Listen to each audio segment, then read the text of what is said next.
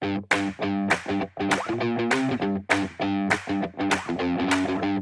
Hello friends and students, welcome to our YouTube channel style smart education. मेरा नाम है नील संघवी और आज मैं आपके लिए लेकर आया हूँ standard 10 science chapter number 11 electricity. जैसे कि लास्ट वीडियो के अंदर मैंने आपको वादा किया था कि अब मैं स्टैंडर्ड 10 के साइंस और मैथ्स के वन शॉट वीडियोस डालना शुरू करने वाला हूँ 40 मिनट या उससे कम में, जिससे कि आपका टाइम बचेगा और शॉर्ट टाइम के अंदर आप अच्छा रिवीजन कर पाएंगे। तो आज मैंने स्टार्ट किया है चैप्टर नंबर 11 इलेक्ट्रिसिटी से। बहुत बच्चों ने मुझे कहा भी था कि इस चैप्टर में हमें डाउट है, तो मैंने इस चैप्टर को पहले प्रेफरेंस दी है और अब हम एक फिजिक्स की सीरीज चालू करने वाले हैं। अब चैप्टर नंबर 11 इलेक्ट्रिसिटी बेस्ड है। हमारे घर में जितने भी अप्लायंसेस है, आप मुझे बताओ वो किस चीज के ऊपर चलते हैं? इलेक्ट्रिसिटी। इलेक्ट्रिसिटी का मेन यूज कब होता है कि कोई भी ऐसा अप्लायंस जो एनर्जी कंज्यूम करता है या एनर्जी प्रोड्यूस करता है, वो अपने अंदर कंडक्ट करता है इलेक्ट्रिसिटी को, मतलब कि वो एक गुड कंडक्टर ऑफ इलेक्ट्रिसिटी है। और दूसरी भी एक टाइप आती है इंसुलेटर्स की, वो होते हैं इलेक्ट्रिसिटी के दुश्मन। उनको इलेक्ट्रिसिटी से कुछ लेना देना नहीं है, उनकी बात इस चैप्टर में नहीं करी है। 118 हमारे एलिमेंट्स है, उनमें से जितने भी गुड कंडक्टर्स है वो इस चैप्टर के लिए फ्रेंडली है। जैसे कि आप देख सकते हैं, चैप्टर का पहला टॉपिक है इलेक्ट्रिक करंट। आप मुझे बताइए कि कोई भी इलेक्ट्रिकल अप्लायंस होगा वो शुरू कैसे होगा? जब वो इलेक्ट्रिक करंट को कंडक्ट करना शुरू करेगा तब। तो इलेक्ट्रिक करंट को जानते हैं। इलेक्ट्रिक करंट एक ऐसी चीज है जिसके बिना कोई भी अप्लायंस शुरू नहीं हो सकता है। एक ऐसा चार्ज है, एक ऐसी एनर्जी है जो इलेक्ट्रिक करंट जो पुश करती है कोई भी इलेक्ट्रिकल अप्लायंस को कि वो ग्लो अप होना चालू हो और उसके अंदर कोई ना कोई नेगेटिव या पॉजिटिव चार्ज आना शुरू हो। तो सर, इलेक्ट्रिक करंट और इलेक्ट्रिक चार्ज क्या सेम होते हैं? नहीं बेटा। इलेक्ट्रिक चार्ज जो होता है वो पूरा का पूरा बेस्ड होता है इलेक्ट्रॉन्स के ऊपर, कि वो जो अप्लायंस है जिसके अंदर इलेक्ट्रिसिटी जा रही है उसके इलेक्ट्रॉन्स नेगेटिव है पॉजिटिव है, उन सबका टोटल होता है इलेक्ट्रिक चार्ज, जिसे हम रिप्रेजेंट करते हैं बाय कूलम। और इलेक्ट्रिक करंट को हम रिप्रेजेंट करते हैं बाय एम्पियर। और जैसे कि आपको पता है, आपके एनसीईआरटी के बुक के अंदर सेकंड पेज के ऊपर ही ये इंफॉर्मेशन दी है कि आंद्रे मैरी एम्पियर ने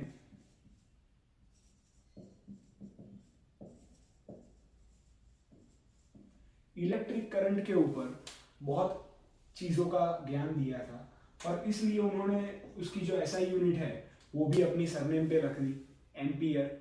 और जैसे कि आप देख सकते हैं, इलेक्ट्रिक करंट का जो सिंबल है वो है आई, और इलेक्ट्रिक चार्ज जो है जिसका एसआई यूनिट है कूलम, उसका सिंबल है क्यू। अभी कोई भी इलेक्ट्रिकल अप्लायंस है वो चार्ज और करंट दोनों को लेकर ही अप्लायंस ग्लो हो सकता है। अगर कोई अप्लायंस को ऑन करना है तो इलेक्ट्रिक चार्ज और इलेक्ट्रिक करंट दोनों को इक्वल इंपॉर्टेंस देना जरूरी है, वरना वो चीज शुरू नहीं होगी। उसका रीजन क्या है? देखो, अगर चार्ज जो है वो नेगेटिव हो या पॉजिटिव हो या उनका टोटल कोई भी आए, उसके अंदर अगर कोई एनर्जी ही नहीं होगी तो वो अप्लायंस ऑन होगा ही नहीं। और अगर एनर्जी है, दैट मीन्स के न्यूक्लियस वर्क कर रहा है। अगर हम इसको एक एज एटम एक एग्जांपल ले तो इसका मतलब कि अगर न्यूक्लियस वर्क कर रहा है लेकिन उसका जो ऑर्बिट है वो खाली है, दैट मीन्स के कोई चार्ज ही नहीं है, कोई इलेक्ट्रॉन्स ही नहीं है, इलेक्ट्रिक चार्ज का प्रेजेंस जीरो है, तो भी वो अप्लायंस वर्क नहीं करेगा। तो इलेक्ट्रिक करंट और इलेक्ट्रिक चार्ज दोनों को इक्वल इंपॉर्टेंस देना जरूरी है। अच्छा, एक और सवाल राइज होता है कि सर, ये इलेक्ट्रिक चार्ज है, ये इलेक्ट्रिक करंट है, ये कितने टाइम में कितना लगेगा? तो बेटा, इसका एक फिक्स प्रोपोर्शन होता है जिसे हम टाइम कहते हैं, कि एक गिवन टाइम के अंदर इलेक्ट्रिक चार्ज और इलेक्ट्रिक करंट दोनों वर्क करना शुरू करते हैं। तो टाइम का भी इस फॉर्मूला के अंदर बहुत बड़ा इंपॉर्टेंस है, और टाइम की ऐसा यूनिट होती है सेकेंड्स। तो इन्हीं चीजों को ध्यान में रख के इसकी पहली फॉर्मूला बनती है I is equals to Q upon T, electric current is equals to electric charge upon time. ठीक है, इसका कहने का मतलब ये है कि गिवन टाइम के अंदर एक फिक्स प्रोपोर्शन में चार्ज जब पास ऑन होगा एक इलेक्ट्रिक कंडक्टर के थ्रू, तब जाके थोड़ा बहुत करंट प्रोड्यूस होगा। दैट मीन्स अगर हम इसकी ऐसा यूनिट के ऊपर ये फॉर्मूला को लिखे तो ampere is equals to, that means 1 ampere is equals to 1 coulomb upon 1 second.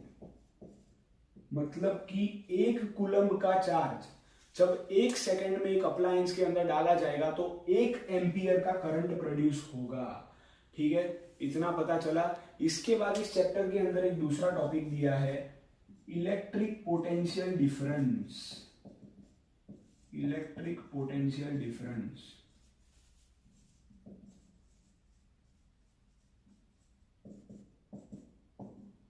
देखिए, इलेक्ट्रिक पोटेंशियल डिफरेंस का मतलब ये होता है कि कोई भी अप्लायंस की कैपेसिटी, कितनी कैपेसिटी है उसकी इलेक्ट्रिसिटी को कंडक्ट करने की और उसके ऊपर काम करने की। अच्छा, इलेक्ट्रिसिटी से ज्यादा इंपॉर्टेंट है चार्ज, कि कितना चार्ज उसके अंदर है, क्योंकि जितना चार्ज होगा उस हिसाब से उसको एनर्जी दी जाएगी। दूसरी बात, वो कितना काम कर रहा है वो भी ज्यादा इंपॉर्टेंट है, उससे उसकी कैपेसिटी पता चलेगी। जैसे कि आप कहीं काम करते हो, कहीं पे भी अगर आप पढ़ाई शुरू करते हो तो आपकी एक कैपेसिटी होती है कि भाई मैं तो 15 मिनट या 20 मिनट सरल पढ़ पाऊंगा, उसके बाद मुझे खड़ा होना ही पड़ेगा, नहीं तो मेरा दिमाग चकरा जाएगा। ठीक है, तो सेम चीज है इलेक्ट्रिक पोटेंशियल डिफरेंस। हर एक इलेक्ट्रिक अप्लायंस के अंदर उसकी एक कैपेसिटी होती है, कैपेसिटी के बाहर वो कभी काम नहीं कर सकता। जैसे कि अगर मैं आपको एग्जांपल दूं तो आपके घर पे जो नए नए अप्लायंस लाए होंगे, कोई भी नई लाइट लाई है, बल्ब लाया है, उसके नीचे या उसके पीछे उसके बोर्ड पे अगर आप चेक करोगे तो आपको दिखेगा कि वहां पे ऐसा कुछ तो मार्क करके दिया होता है, 5V, 10V, 15V। ये V क्या है? V का मतलब होता है वोल्टेज।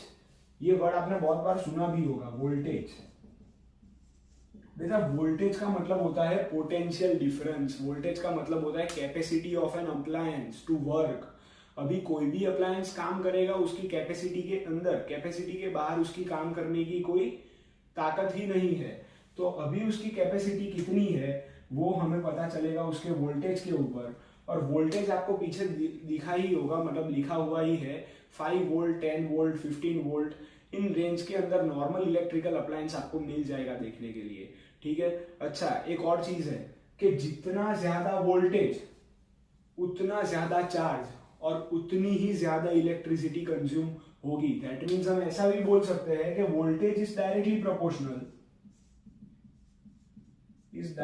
Proportional to ampere. मतलब कि V is directly proportional to I। मतलब कि जब जब वोल्टेज बढ़ेगा तब तब इलेक्ट्रिक करंट का बढ़ना निश्चित है बेटा। जैसे जैसे हम कैपेसिटी बढ़ाते जाएंगे कोई भी अप्लायंस की, वैसे वैसे उसकी एक टेंडेंसी बढ़ जाएगी कि वो ज्यादा इलेक्ट्रिसिटी को प्रोड्यूस करे। इसलिए हमारे घर पे जो बेसिक लाइट्स होती है ना, उसको ऑन करके आप देखोगे तो आपको पता चलेगा कि वहां पे ज्यादा इलेक्ट्रिसिटी कंज्यूम नहीं हो रही। लेकिन जो एलईडी लाइट्स है, जो थोड़ी सी बड़ी लाइट्स है, जिनके वोल्टेज ज्यादा है, जिनकी कैपेसिटी ज्यादा है, उनमें आप देखोगे कि उनके कारण इलेक्ट्रिक करंट जो है वो ज्यादा फ्लो हो रहा है, जिसके कारण बिजली का बिल ज्यादा आ रहा है। ठीक है, एकदम प्रैक्टिकल सिचुएशन है। दूसरी बात, ये चीज तो हम जाने देते हैं, पहले इलेक्ट्रिक पोटेंशियल डिफरेंस क्या है वो समझते हैं। पोटेंशियल डिफरेंस का मतलब, जैसे कि मैंने बताया, कैपेसिटी डिसाइड होती है कि आप कितना काम करते हो, उसके हिसाब से आपकी कैपेसिटी होती है। अभी वोल्टेज जो है वो डिपेंड करता है कितना काम किया, तो वर्क डन, कितना काम किया, वर्क डन, और कितनी आपके अंदर एनर्जी है, कितना आपके अंदर चार्ज है, इलेक्ट्रिक चार्ज।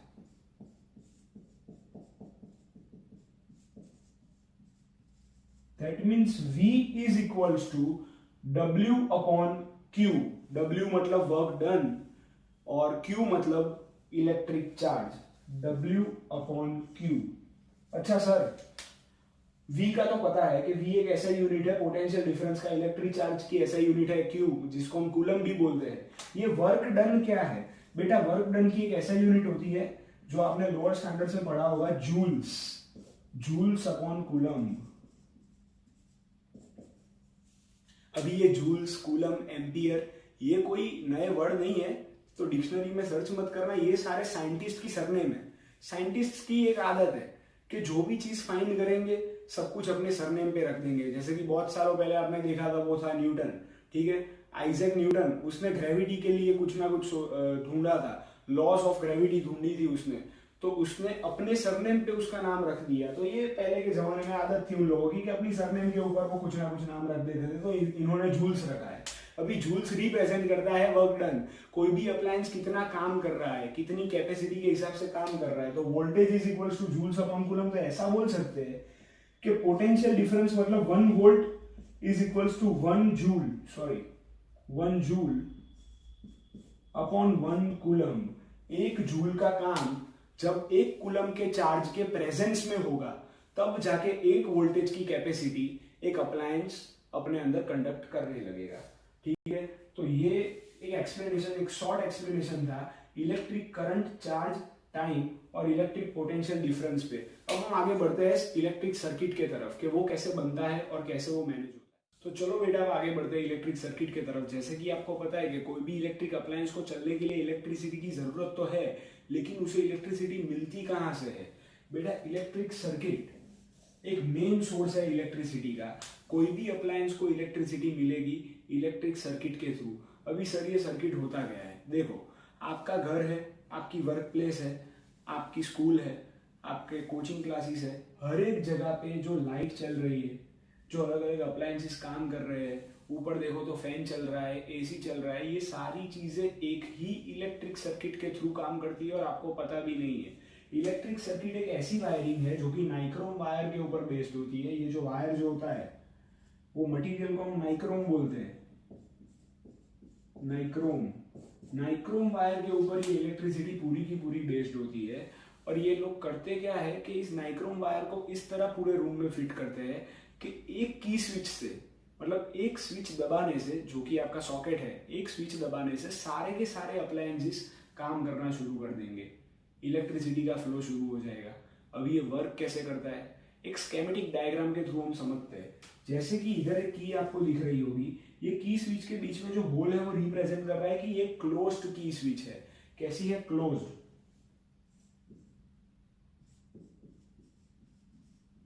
बेटा एग्जाम में 2 मार्क्स मोस्ट आईएमपी क्वेश्चन है इलेक्ट्रिक सर्किट, हर एग्जाम में पूछते ही है। और आपको कंपलसरी एक चीज ध्यान में रखनी है कि जब भी आप इलेक्ट्रिक सर्किट को ड्रॉ करोगे तो की स्विच को क्लोज ही रखना पड़ेगा, गलती से भी ओपन नहीं रख सकते।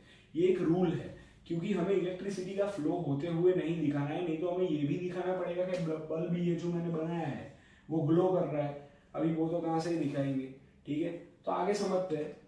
ये जो एरो है, ये सारे एरोज हैं, ये रिप्रेजेंट कर रहे हैं इलेक्ट्रिसिटी के फ्लो को, कि वो कौन से डायरेक्शन से कौन से डायरेक्शन, वेस्ट से लेकर ईस्ट तक, नॉर्थ से लेकर साउथ तक कैसे जा रहे हैं।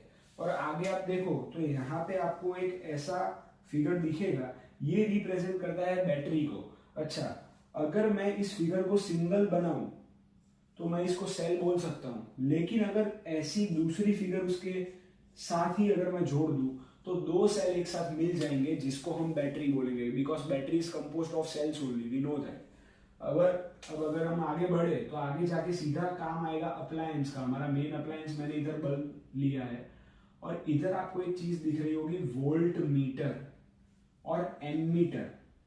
सर ये वोल्ट मीटर और एमीटर क्या होता है बेटा? जो हमने इलेक्ट्रिक करंट पढ़ा और जो पोटेंशियल डिफरेंस पढ़ा, उनको मेजर करने के लिए कोई ना कोई साधन तो चाहिए। ठीक है, कोई ना कोई अप्लायंस चाहिए। तो वोल्ट मीटर और एमीटर उसी का काम करते हैं। वोल्ट मीटर मेजर करता है पोटेंशियल डिफरेंस को, वोल्ट मीटर का काम है पोटेंशियल डिफरेंस को मेजर करना,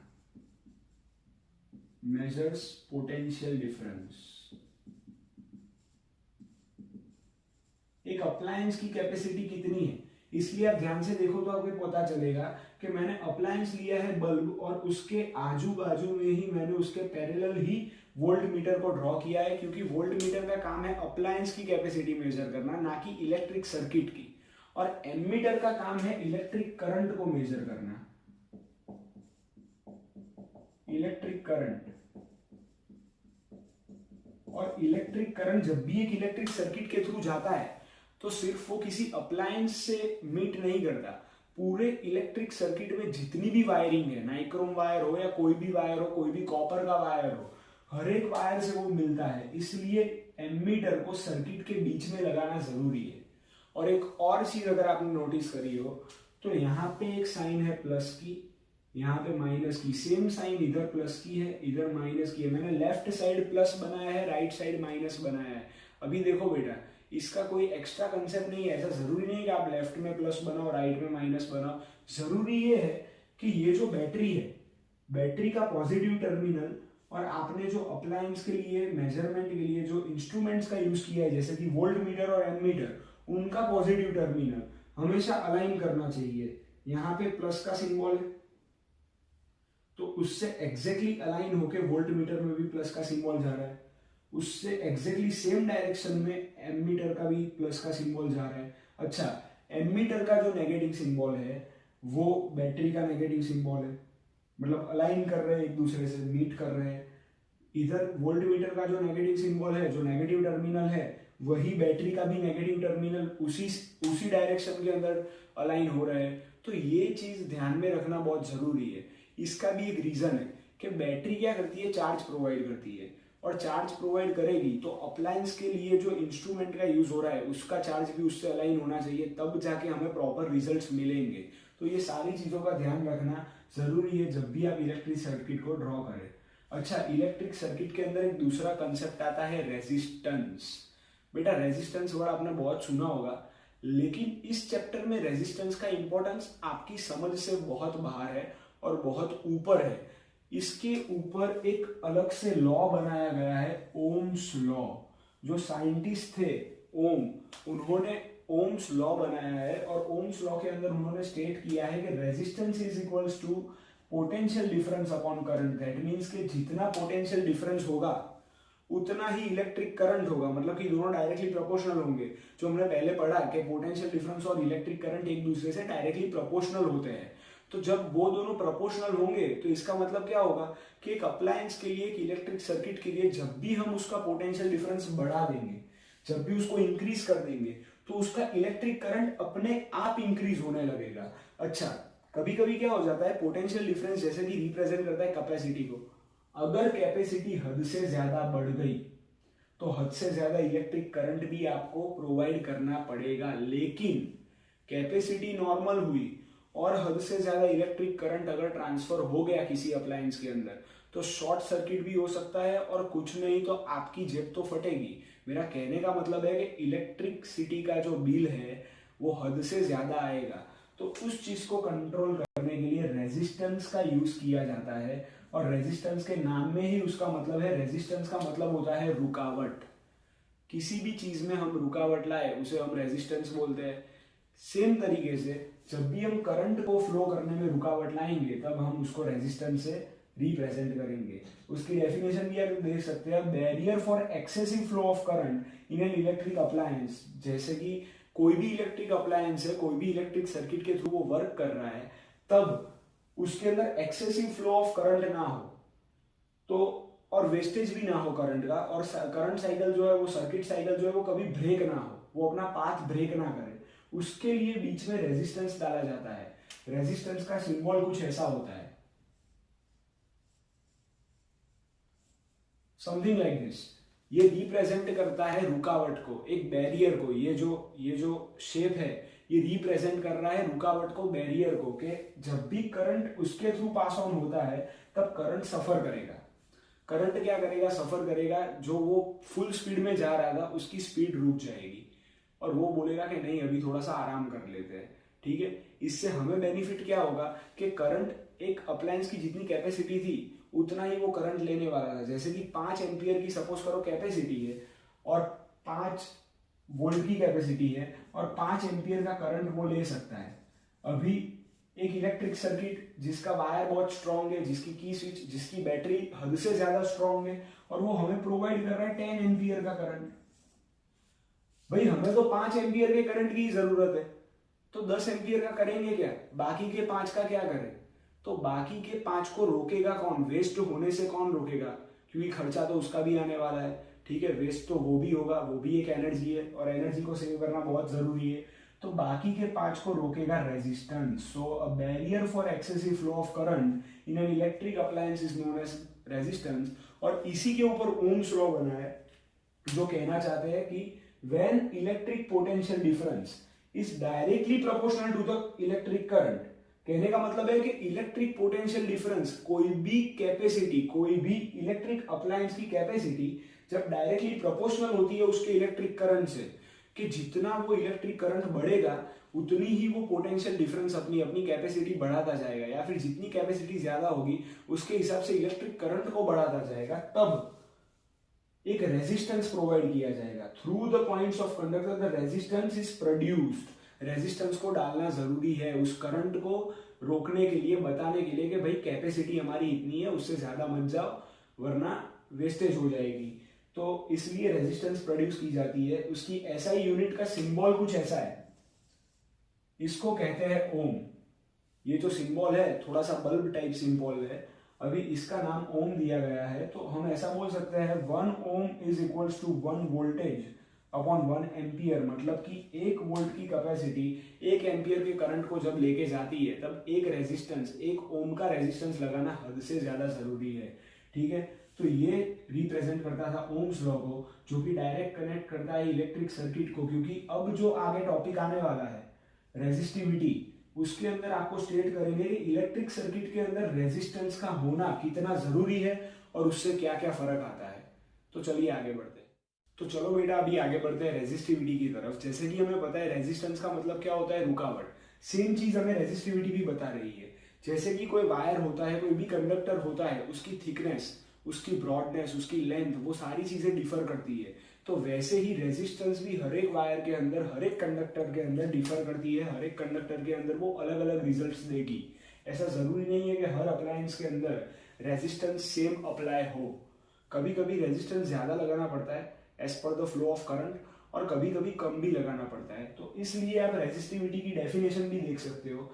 resistivity is defined as the resistance offered by the material per unit length for a unit cross section. कहने का मतलब ये है कि रेजिस्टिविटी डिफाइन ही इस प्रकार से होती है कि जो रेजिस्टेंस हम ऑफर करते हैं, जो मटेरियल हमें मिलता है, वो मटेरियल के अंदर कितनी रुकावट की जरूरत है, कितना करंट का फ्लो है, कितनी उसकी कैपेसिटी है, उसके हिसाब से डिसाइड करेंगे। और उसका लेंथ कितना है और उसका क्रॉस सेक्शनल एरिया कितना है, उसके हिसाब से अंदर कितनी रुकावट डालनी है वो नक्की होगा, जिसको हम कहते हैं रेजिस्टिविटी। रेजिस्टिविटी की फॉर्मूला भी आप देख सकते हो, resistance is equals to P. ये पी का मतलब क्या है, ये पी नहीं है बेटा, इसका मतलब है RHO, रो। रो मतलब रोने की जरूरत नहीं है, मैं हूं इधर। सो RHO, रो का मतलब होता है resistivity into L upon A। L है length of the conductor divided by cross sectional area. कहने का मतलब ये है कि जब भी कोई कंडक्टर होगा उसका जितना लेंथ होगा, उसकी जितनी ब्रॉडनेस, उसकी जितनी थिकनेस होगी, उसके हिसाब से डिसाइड करेंगे हम उसकी resistivity.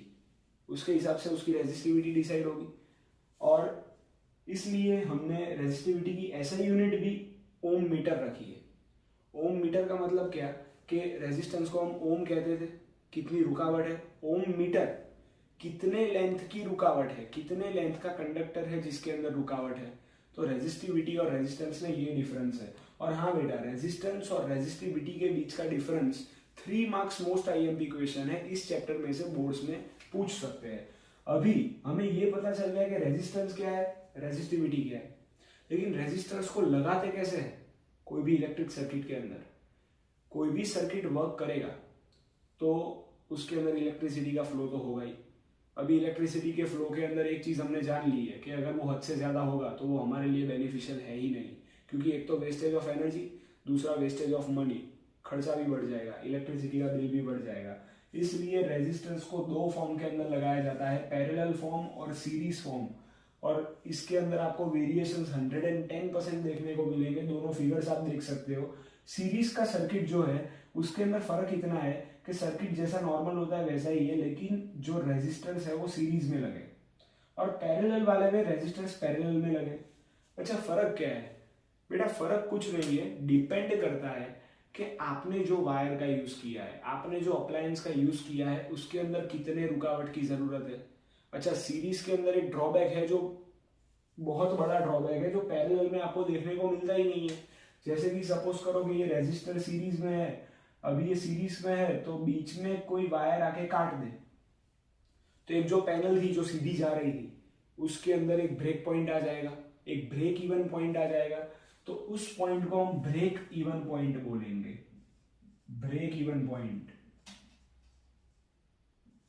Again 2 marks IMP question, what is a break even point in an electric circuit. कि जब भी कोई रेजिस्टर अगर हम सीरीज में लगाएं, उसके अंदर पाथ ब्रेक हो रहा है तो हम उसको ब्रेक इवन पॉइंट बोलेंगे, जो कि सर्किट को बंद कर देगा और जो रुकावट हो रही थी करंट की वो होना बंद हो जाएगी और शॉर्ट सर्किट होने के चांसेस ज्यादा हो जाएंगे। लेकिन पैरेलल फॉर्म में देखो, एक रेजिस्टर, दूसरा, तीसरा, अभी इसमें से मैं ये तीसरा वाला और पहला वाला काट दूं, दूसरा वाला तो चलेगा ना, पहला वाला और तीसरा वाला कोई भी एंगल से दूसरे वाले को अफेक्ट नहीं करेगा, ठीक है। तो पैरेलल में ये छोटा सा बेनिफिट है जो रेजिस्टर्स इन सीरीज में नहीं होता है।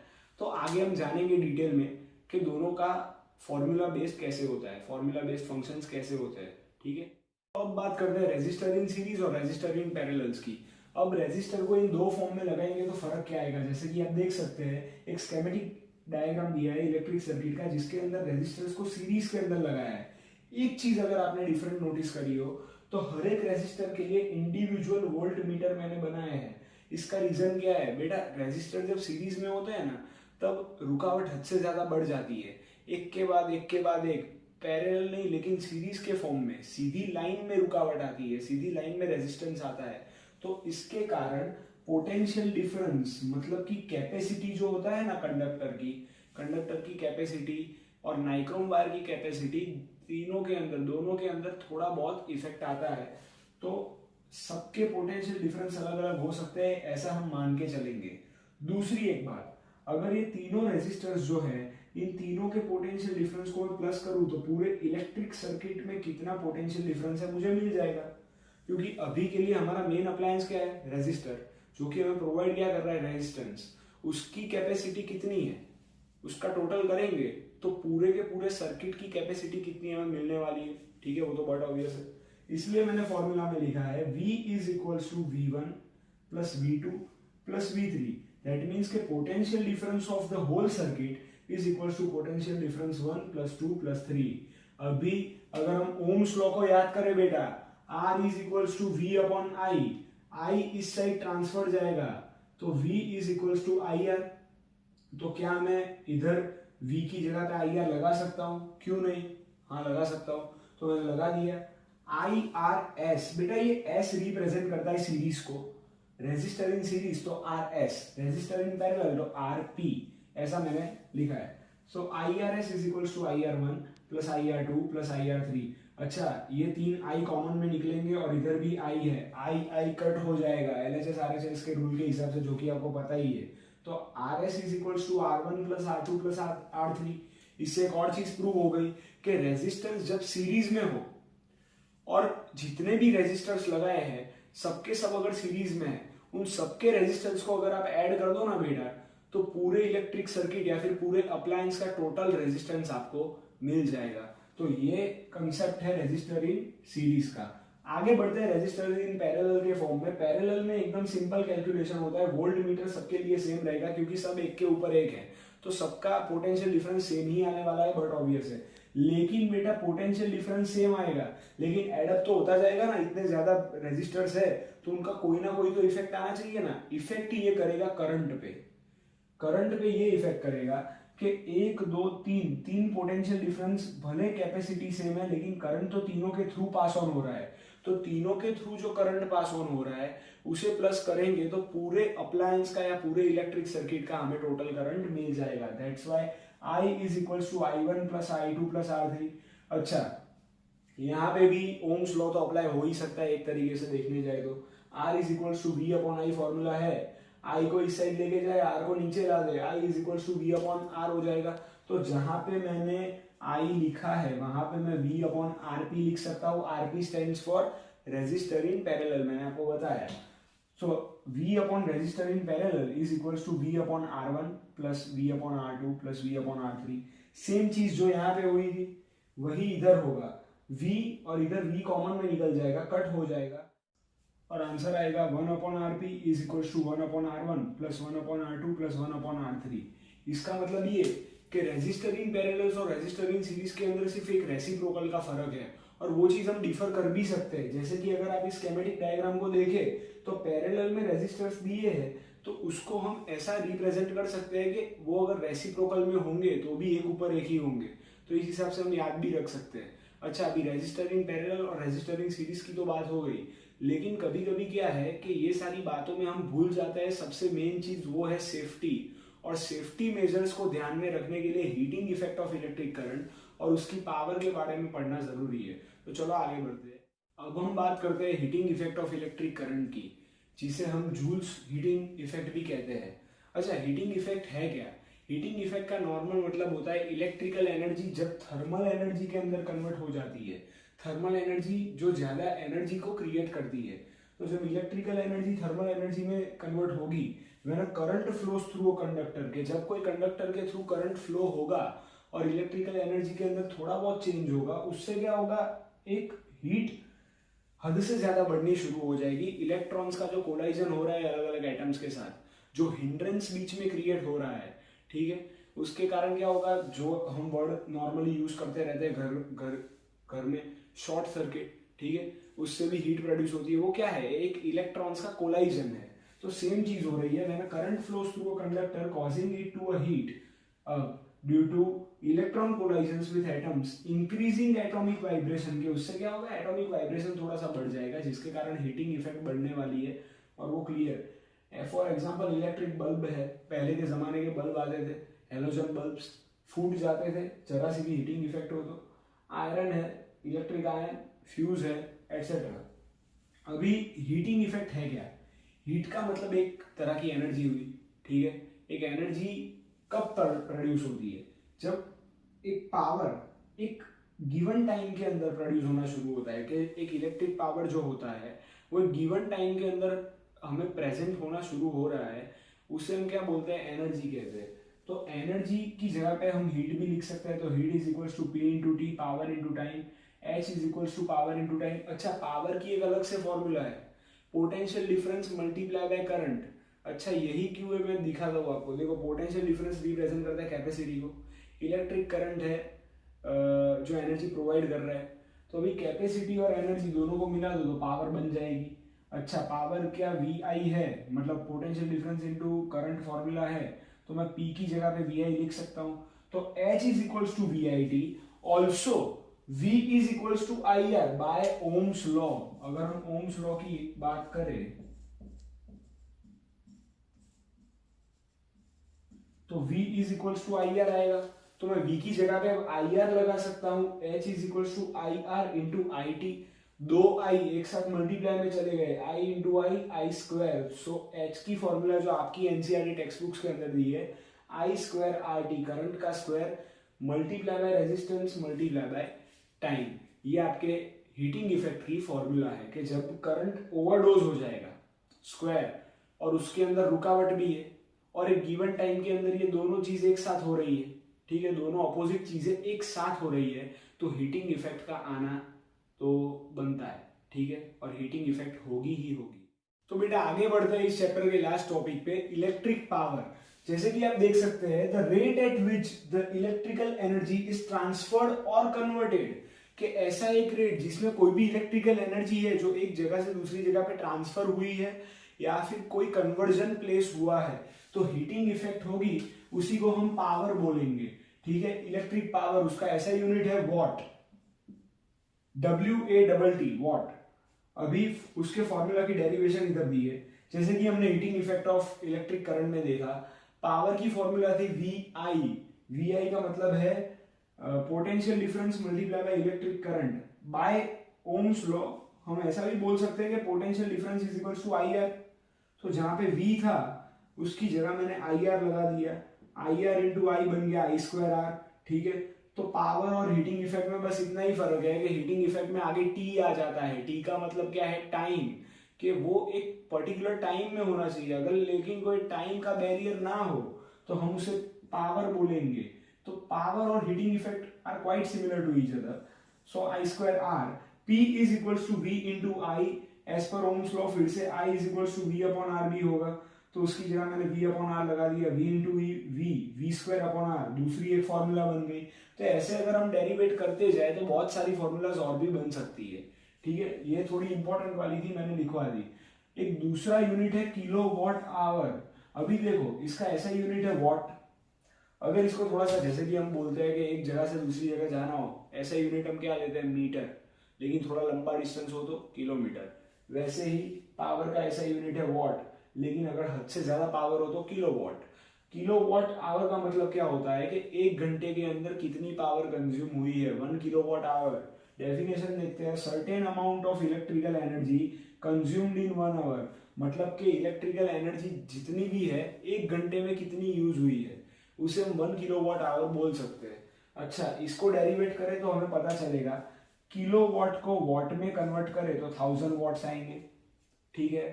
फिर 1 आवर को सेकंड्स में कन्वर्ट करेंगे तो 3600 सेकंड्स। पर सर ऐसा करना क्यों है? देखो बेटा, पावर की ऐसा यूनिट वॉट है तो वो तो करना ही पड़ेगा, वॉट में कन्वर्ट करना पड़ेगा, तो ही हमें परफेक्ट आंसर मिलेगा।